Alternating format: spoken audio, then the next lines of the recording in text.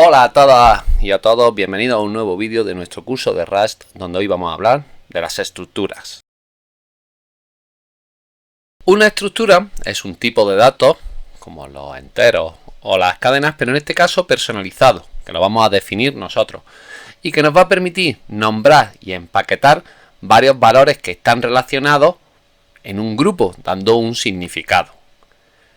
Si vienes de la programación estructurada, este concepto ya lo tendrás muy claro. Si tú solo has visto la programación orientada a objetos, pues puedes pensar como que una estructura, un struct, es un objeto, pero que carece de métodos. Las estructuras y las tuplas son tipos de datos que podemos utilizar muchas veces para realizar una misma función. Por tanto, son tipos de datos parecidos, pero que tienen alguna diferencia. Al igual que las tuplas, en las estructuras podemos tener datos de diferentes tipos. Pero a diferencia de las tuplas, en las que simplemente accedíamos a cada uno de estos datos mediante un índice, en la estructura accederemos mediante un nombre, lo que nos permite que sea mucho más significativo. Por esa razón, las estructuras son mucho más flexibles, pues porque no dependemos del orden para poder manipular sus datos. Para definir una estructura, pues escribiremos la palabra clave struct seguida del nombre que desearemos dar a esa estructura, a ese nuevo tipo de datos que estamos definiendo. Debe ser pues un nombre descriptivo que con ese nombre pues identifique qué es lo que realmente vamos a almacenar en ese tipo de datos. Después abriríamos llaves y entre llaves iríamos determinando, como si fueran variables, pues lo mismo iríamos dando nombre y tipo a cada uno de los datos que van a componer dicha estructura. Vamos a verlo con un ejemplo. Ahí yo voy a poner la palabra clave struct y voy a definir, el nombre va a ser usuario. Voy a almacenar la información de un usuario de una aplicación, por ejemplo. Entonces pondría nombre, dos puntos, era el tipo, pues tipo string, coma, y ahora pues pondría por ejemplo email, que también sería de tipo string. ¿Veis? Voy a almacenar la información de todos los usuarios. Ahora, bueno, no sé, edad. Entonces, le voy a definir de tipo entero. Creo que con un U8, entero positivo de 8 bits es suficiente. Y voy a poner, por ejemplo, activo de tipo booleano, de si está activo en ese sitio web.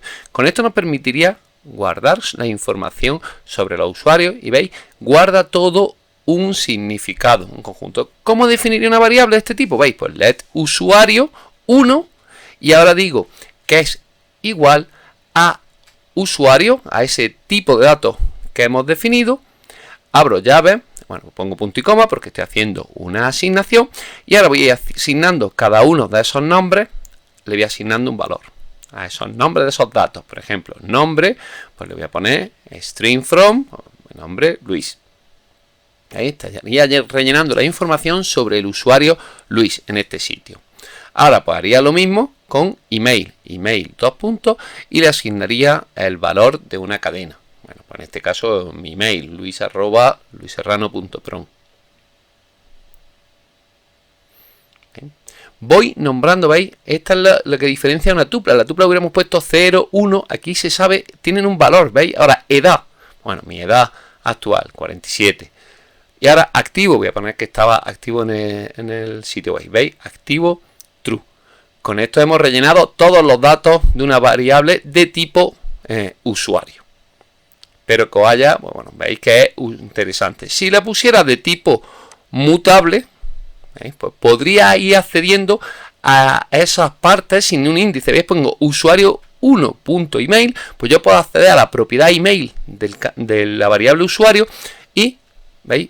Puedo coger y modificarla. También podría acceder a cada una de las partes que componen una estructura. Esto es una cosa muy interesante. Y una cosa que tenéis que apuntaros y que es muy importante es que cuando definimos una variable de un tipo de estructura de tipo mutable, es toda la estructura en sí mutable. No podemos restringirlo a una serie de campos, sino toda la variable es mutable. Con este nuevo tipo de datos que hemos creado, pues podemos hacer las operaciones habituales que hacemos con cualquier tipo de datos. Por ejemplo, podemos definir una función y que esa función devuelva un dato de ese tipo. Por ejemplo, voy a crear una función de nuevo usuario. Esa nueva función de nuevo usuario, pues bueno, voy a hacer una función como si quisiera crear normalmente masivamente a nuevos usuarios en mi sitio web. Pasaría el nombre y el email y lo que voy a hacer, veis, es que devuelva ya directamente un usuario. Para ello, bueno, ahora lo que haría es hacer una expresión en la que creo ahí una estructura tipo de usuario con nombre. Le voy a pasar pues el parámetro nombre. En email le vamos a pasar el valor que hemos pasado en el parámetro email. Y bueno, en edad voy a poner 0 y en activo a true. Entonces, yo ya podría invocar esa función sin ningún tipo de problema y me devolvería pues un objeto, o sea, perdón, ya me he ido mucho más adelante, devolvería una estructura de tipo una variable con un tipo usuario. ¿Veis?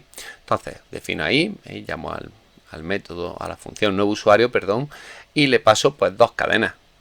Voy a pasar dos cadenas cualquiera, por ejemplo, no sé, Fernando Palomares mismo, se me ocurre. Y voy a poner pues eso, el nombre este ficticio, voy a poner un correo ficticio y me creará una variable de este tipo de datos que hemos definido nosotros. Perdóname si se me escapa a veces las palabras objetos y demás, porque son conceptos al final muy relacionados, muy parecidos, pero que veremos próximamente. Estamos hablando ahora mismo simplemente de estructuras y son variables de este tipo de estructura. Os voy a enseñar una abreviatura. Y es que cuando ponemos, veis, como en este caso, el nombre y el email, en que coinciden el nombre del campo con el nombre del parámetro, puedo simplemente poner el nombre del campo y la coma y automáticamente me asigna el valor. Y vamos a ver otra abreviatura que es bastante útil. En este caso, bueno, voy a crear una nueva variable de tipo pues, estructura de usuario, como estamos haciendo todos los ejemplos. Pero algunos campos los voy a rellenar con el valor de otra variable. Vamos a ver. Por ejemplo, el nombre le voy a dar un valor cualquiera. Primero que se me ha ocurrido, Juan García, por ejemplo. Le vamos a asignar también un email aleatorio, no, primero que se me ocurra. Vamos a ponerle un valor. Juan@prueba.com. Pero ahora quiero que el campo de activo y el campo de edad sea el mismo que el que tengo en usuario 1. ¿Veis? Bueno, pues podría hacer, la forma que se nos ocurriría a todos sería coger esto, ¿no? Y poniendo edad en la de usuario 1.edad y activo, pues el valor de usuario 1.activo. La verdad es que bueno, es correcto y no presenta ningún tipo de problema. Pero Rust, que es un lenguaje muy fácil, que nos ayuda mucho, nos ofrece otro sistema aún más sencillo. Y es simplemente ponemos dos puntos y ponemos el nombre de la variable de la que nos queremos traer los campos. Y él hace concordar los campos que no hemos rellenado a nosotros con los que indicamos de la variable que indicamos. Así que la edad, en este caso, y el campo activo, pues los traería de la variable que le estamos indicando, en este caso, usuario 1.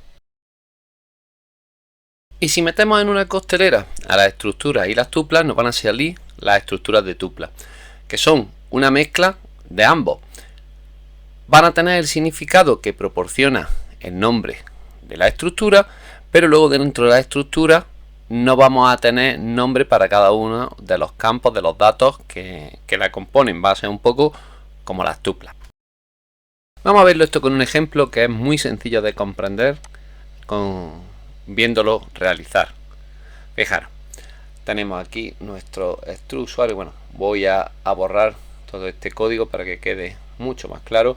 Voy a borrar la definición de la estructura del struct usuario y vamos a definir struct color, que va a estar compuesto, ¿veis?, por tres números enteros, un color, un valor RGB, pero no defino el nombre de ninguno de esos campos. Sería como una tupla. Y lo mismo puedo hacer, por ejemplo, con una coordenada basada en los ejes X, Y y Z. ¿Veis? Podría definir tres números enteros y estaría compuesto de 3 números enteros, pero no doy valor a esos campos. Es una mezcla entre estructura y tupla, como veis. Sí tiene nombre la variable entera, pero no los campos que la componen. Entonces, ¿cómo le doy todo de valores? Pues fijaros, simplemente, por ejemplo, voy a crear la variable negro, que va a ser de tipo color, y ahí le voy los dos valores. ¿Veis? En el RGB, pues 0, 0, 0, lo cual es el color negro. Y lo mismo podría hacer, por ejemplo, podría crear la variable origen, ¿no? Que también le voy a dar los valores 0, 0, pero en este caso de las coordenadas. Como veis, es una mezcla de las dos cosas, una mezcla muy útil y además pues bastante fácil. Y aunque nos parezca difícil creer, pues también existen estructuras que no tienen campos. Estas estructuras, llamadas estructuras de tipo de unidad, pues pueden ser útiles a veces en situaciones en las que necesitamos implementar un rasgo en algún tipo, pero no tenemos ningún dato que se almacene en ese tipo en sí. Esto lo veremos mucho más adelante, por ahora nos olvidamos de ello. Y vamos a hacer un problema, lo vamos a resolver con variables, con tuplas y con las estructuras que hemos visto hoy. Vamos a hacer un pequeño ejemplo que va a consistir en el cálculo del área de un rectángulo.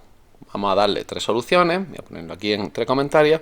La primera que vamos a hacer sería una solución pues basada en variables normales que van a almacenar pues valores enteros. Para ello voy a definir la función área, en la función área de un rectángulo, con lo cual pues va a tener dos parámetros que van a ser el ancho y el alto, que van a ser de tipo entero, y bueno, voy a devolver también un tipo entero, una Unsignet 32 en este caso. Simplemente pues hacemos que la expresión ancho por alto es lo que va a devolver esa función. Yo tendría aquí que asignaría a la variable ancho un valor, crearía otra variable llamada alto, hasta la que también le asignaría otro valor entero,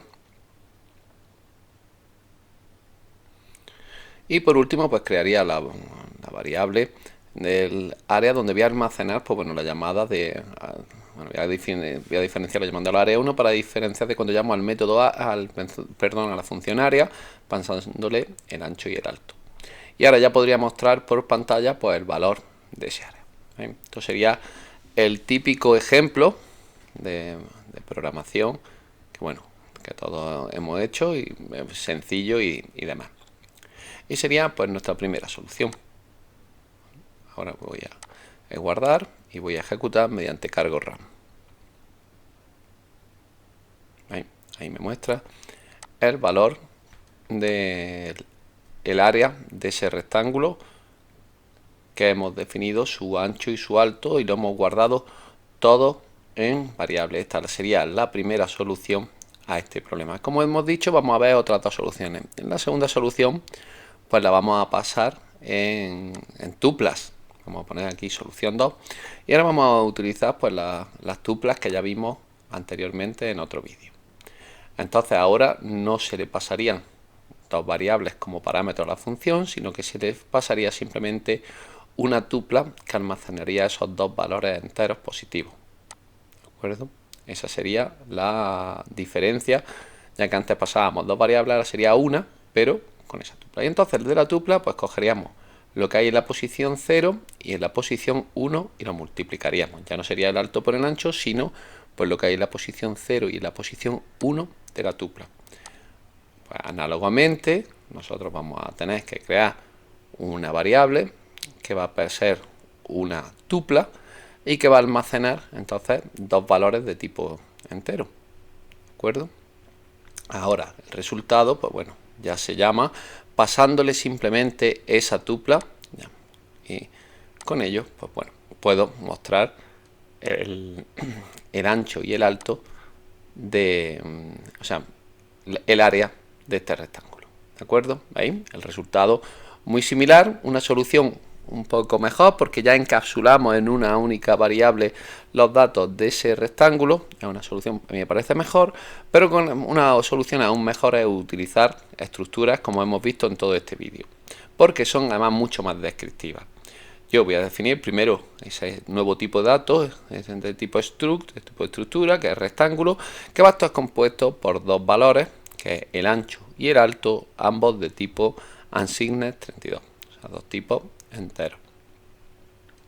Obviamente, ahora, en vez de crear una tupla, pues ahora lo que voy a crear es una variable llamada rect1 que va a ser de tipo struct rectángulo y le voy a pasar pues sus valores de el ancho y el alto. ¿Veis? Los mismos valores que tenía antes, el ancho y el alto, pues ahora los pongo aquí en esta variable, pero ahora de tipo struct, de tipo estructura, de tipo rectángulo.